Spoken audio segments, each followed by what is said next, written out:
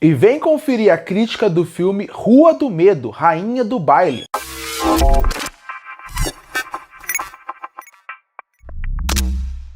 E eu assisti o novo filme que estreou na Netflix de terror chamado Rua do Medo, Rainha do Baile. E antes de eu entrar na crítica, é bom fazer um contexto. Bom, em 2021, a Netflix veio com uma ideia diferente e que chamou bastante atenção.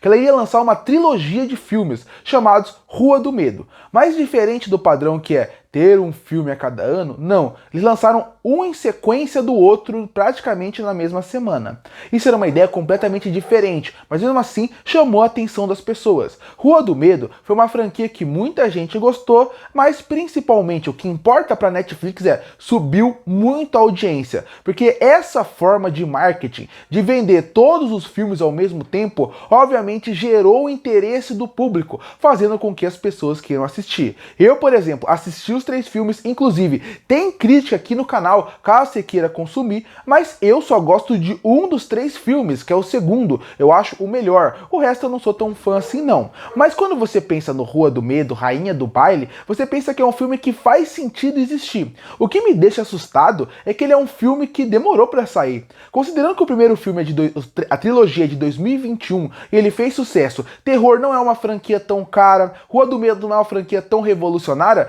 eu achei que esse filme sairia antes. E bom, ele resolveu sair não só como esse filme, afinal, a Netflix já avisou que se der certo, ele vai querer continuar a franquia e dentro desse próprio filme, eles deixam gancho para continuações caso eles queiram continuar, seguindo essa história ou até outras. Então, é isso que eu tinha como dar um contexto geral. Agora vamos entrar no filme. Bom, eu não gostei nem um pouco desse Rua do Medo, Rainha do Baile. Eu acho que ele tem ideias muito boas, até uma estrutura de roteiro interessante, uma narrativa de terror, mas eu acho que a execução foi muito ruim em todos os sentidos que o terror pode representar. Por que eu acho que a ideia é muito boa? Porque você coloca o filme numa parte mais oitentista, e isso já é muito interessante. Porque eu sempre penso, quando você pega os anos 80 e 90 do terror, e a gente estando em 2025, você tem uma margem muito grande para você brincar com todos os terrores da época que faziam muito sucesso.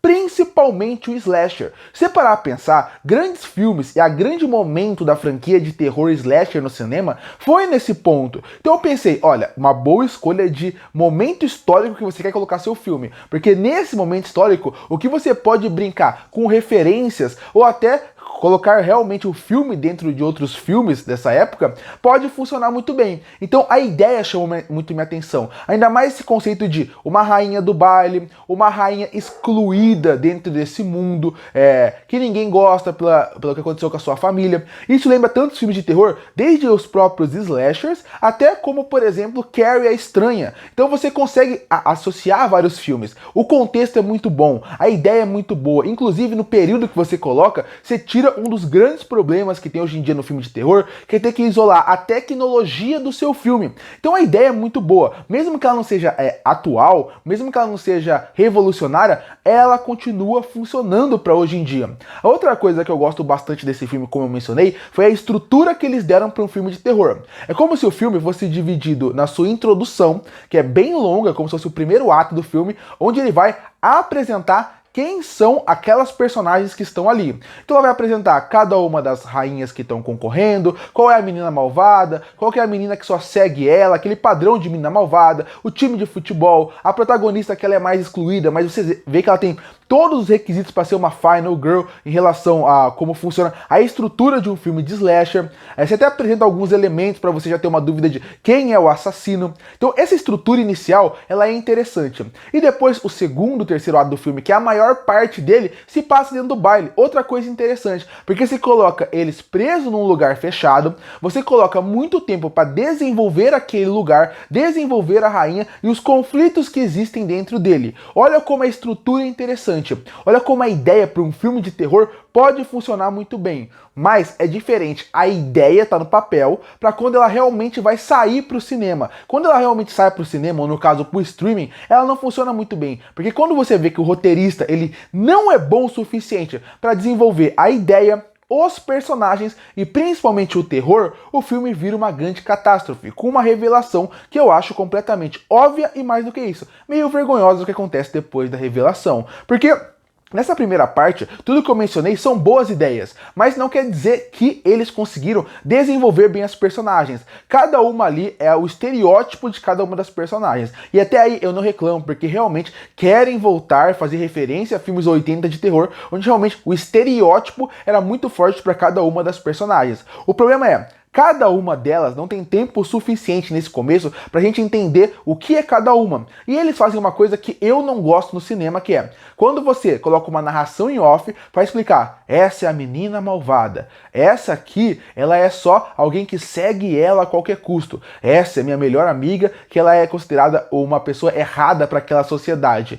Então isso eu não gosto. Eu não gosto disso porque é praticamente o diretor e o roteirista falando assim, ó, eu não vou ter tempo para desenvolver essas personagens. Eu não tenho capacidade de ser sutil para poder fazer com que você, como público, veja como cada uma dessas personagens são. Então o que eu vou fazer? Eu vou colocar praticamente a personagem e descrever como ela é numa narração em off para não ter perigo de você não saber quem é cada uma. Isso eu não gosto. Isso eu acho, inclusive, que é uma preguiça pro roteirista em si. Porque o roteirista em si, se ele é um bom roteirista, se ele tem uma direção por trás, o que ele faria? Ele realmente desenvolveria cada personagem. Ele apresentaria características pra gente interpretar e saber quem ele é. Quando ele coloca uma narração em off, ele praticamente decide o que você tem que sentir por cada um. Eu não gosto muito desse começo por causa disso. E, inclusive, esse começo poderia ser um pouquinho mais estendido pra gente ter esse espaço de conhecer cada uma. E depois dessa parte, que já não me encanta nesse começo, apesar de não achar os estereótipos ruins, apesar de não achar as referências ruins, apesar de achar que o filme consegue colocar muito bem o filme nos anos 80, com os posters, com as músicas e com o vestimento,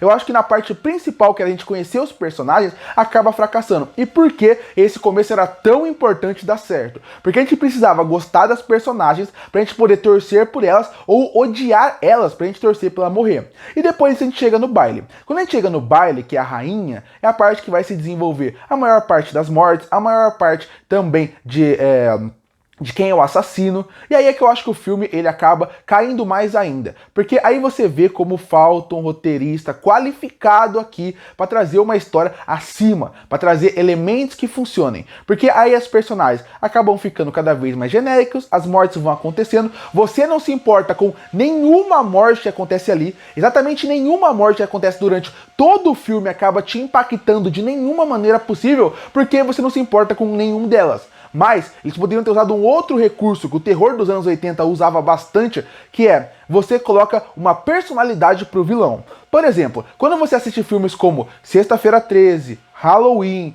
ou até o Fred Krueger com a Hora do Pesadelo, você gosta tanto daqueles personagens que você vai no cinema torcendo pra ele matar aqueles adolescentes. Isso acontece pelo carinho que você tem com esses antagonistas dos slashers. Aqui eles não conseguem fazer isso porque eles não conseguem dar carisma pros vilões que estão ali, pros assassinos. Então o que acaba acontecendo? Você não sente nada por eles, pra querer ver eles matar, e ao mesmo tempo você não sente nada pelos personagens, porque eles foram muito mal desenvolvidos até ali. A partir daí o roteiro vai cair em várias batidas clichês, que você já sabe pra onde ela vai, você já sabe pra qual caminho ele vai. Então o filme ele acaba virando um grande problema, ele vira um filme ruim de se assistir, ele vai ficando cada vez mais chato, porque os personagens não são interessantes. A protagonista, pra tirar o problema, ela e a amiga dela não são personagens ruins. Inclusive o filme até tem atrizes que entregam bem no seu papel, entregam bem porque o roteiro e a direção, elas fazem exatamente o que eles pedem e você consegue ver isso em tela. Mas o problema desse filme é realmente pra quando começa as mortes. Porque muita gente fala assim quando chega nesse tipo de filme de terror: eu não me importo com os personagens, eu não me importo com a história, o que eu quero ver são as mortes. E bom, as mortes, elas são medianas, vamos dizer assim, para não falar que elas são bem ruins, porque quando você vê as mortes desse filme, você vê que são mortes que elas não geram impacto, porque até visualmente elas não conseguem entregar. Eu vou mencionar um outro filme aqui, já que eu tô falando de vários filmes como referência, Jogos Mortais. Quando você vê Jogos Mortais a partir principalmente do 2, você não se importa com praticamente ninguém que tá ali. As pessoas que foram assistir as continuações iam assistir mais para ver as mortes, só que o que eles faziam? Eles entregavam as mortes para você se sentir entretido. Aqui isso não tem, porque as mortes são são tão forçadas em como eles fazem que você não sente. Mesmo que tenha machado na cabeça, mesmo que tenha pessoa que morre com curto-circuito e mortes até agressivas visualmente, a escolha que eles fizeram do CGI e também a escolha que eles fizeram para também levar à morte não gera aquele impacto nem aquela preocupação. Tem algumas mortes, inclusive, que parece até piada como elas são feitas. Então, a partir daí, isso também perde muito ao impacto que as mortes poderiam ter. Porque até isso não gera entretenimento porque elas são tão genéricas. E alguém pode falar, mas não pode criticar porque Rua do Medo é um filme com baixo orçamento. Gente, Terrifier é uma das franquias que mais dá dinheiro nos últimos anos. Ela é uma franquia que eu não gosto dela, mas ela é uma franquia que ela se vende pelo terror gore que tem em tela, pela maluquice que eles colocam de mortes mais agressivas possíveis. Terrifier é um filme muito mais barato que qualquer filme de Rua do Medo. E mesmo assim, pela forma como eles usam efeitos práticos e pela forma como a direção é feita, deixa as mortes impactantes que você não consegue nem ver algumas em telas de tão agressiva que é. É sério que a Netflix, com o dinheiro que tem, com uma franquia que já deu certo, não pode colocar mais dinheiro? Pode sim, e pra mim esse é um problema. No fim, Rua do Medo é um filme que ele consegue fazer uma boa reconstrução, ele tem uma protagonista boa e uma amiga boa, o resto acaba não funcionando muito bem. E não porque eles caem em clichê, mas é porque o roteiro não sabe trabalhar o bom coisa que ele tem em mão, a boa ideia que ele tem em mão, porque tinha um potencial para ser um bom filme de terror, tinha potencial para ser um filme divertido. Para mim, se tornou um filme bem ruim, fraco em quase todos os aspectos. Concluindo, Rua do Medo, Rainha do Baile poderia ser muito melhor do que ele foi, ele tinha potencial para isso, infelizmente não aconteceu. É mais um filme fraco para mim dessa franquia como um todo, que provavelmente vai continuar porque ela tem uma base de fãs, mas para mim não funciona. E por isso que eu fecho Rua do Medo, Rainha do Baile com uma nota 2,5 de 10. Curta e fortalecer o canal, se inscreve para não perder os próximos vídeos. E aí, o que acha de Rua do Medo, Rainha do Baile? Você gosta ou não? Comenta aqui embaixo. Eu volto no próximo vídeo.